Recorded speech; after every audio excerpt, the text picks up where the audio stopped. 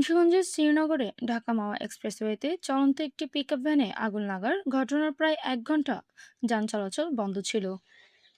পরে ফায়ার সার্ভিসের তৎপরতায় আগুন নিয়ন্ত্রণে এনে পরিস্থিতি স্বাভাবিক হয়।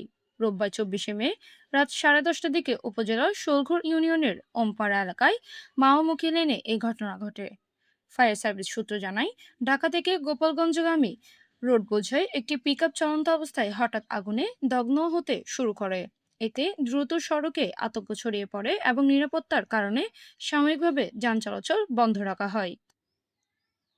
খবর পেয়ে শ্রীনগর ফায়ার সার্ভিস স্টেশনে দুটি ইউনিট দ্রুত ঘটনাস্থলে পৌঁছে আগুন নিয়ন্ত্রণে আনে। প্রায় 1 ঘন্টা পর আগুন সম্পূর্ণ নির্বাপন করা হলে পুনরায় যান চলাচল স্বাভাবিক করা হয়।